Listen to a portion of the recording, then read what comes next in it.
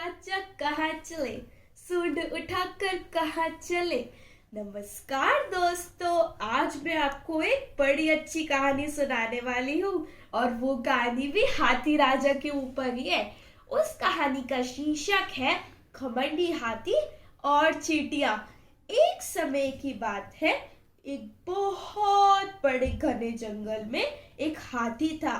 वैसे दोस्तों, क्या आपको पता है हाथी को सबसे ज्यादा क्या खाना पसंद है? जल्दी से कमेंट बॉक्स में बताना। वैसे उस हाथी को अपनी बलवानता पे बहुत गुरूर था। वो बहुत घमंडी था।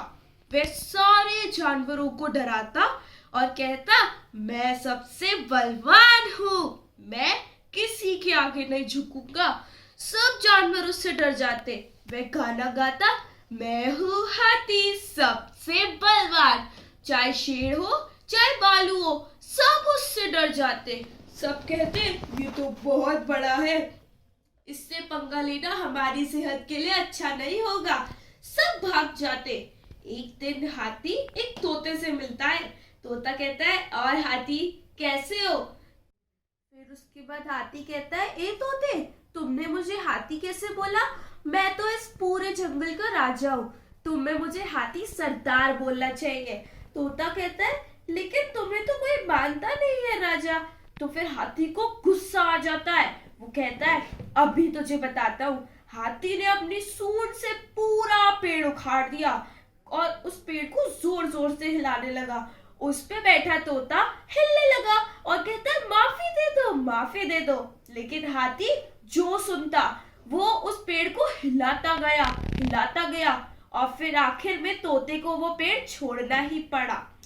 बेचारा तोता, है ना?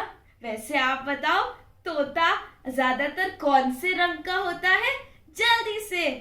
फिर उसके बाद कुछ देर बाद रोजाना की तरह हाथी नदी किनारे पानी पीने गया। वहां पे एक चींटियों का घर था। सर्दियां आने वाली थी तो चींटियां अपने घर में खाना इकट्ठा कर रही थी। वह एक चींटी से कहता है, और चींटी कैसी हो? तो चींटी कहती है, कुछ नहीं, अच्छी हूँ, बस मैं तो अपना खाना लेके जा रही थी। तभी हाथी कहता है, मुझे नहीं दोगी खाना? तो फिर चींटी कहती है, अरे आपके पास तो बहुत सारा खाना है, हम आपको खाना क्यों दे भला? हाथी को बस इतनी सी बात सुनते ही गुस्सा आ जाता है। हाथी सूंड में पानी भरता है और उनका पूरा घर गिरा देता है। चींटियां पहले तो रोने लग जाती है, फिर उसके बाद वह बलवान बनके एक योजना बनाती है और वह कि कोई हाथी के कान में तो कान से उसकी सूंड में घुस जाती है। बेचारा हाथी चीखता है, चिल्लाता है, लेकिन चींटियां जब तक उसे सबक ना सिखा देती उसमें से निकलती नहीं। फिर कुछ समय बाद हाथी उनसे माफी मांगता है और उसको अपनी गलती का एहसास हो जाता है।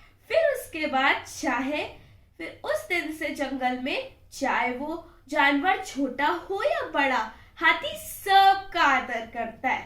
दोस्तों, क्या आप जानना चाहते हो कि इस कहानी से आपको क्या सीख मिली? वैसे इस कहानी से हमें दो सीख मिली है। पहली कि घमंड हमें हमेशा भारी पड़ता है। दूसरी, अपनी शक्ति का अच्छे कामों में इस्तेमाल करना चाहिए,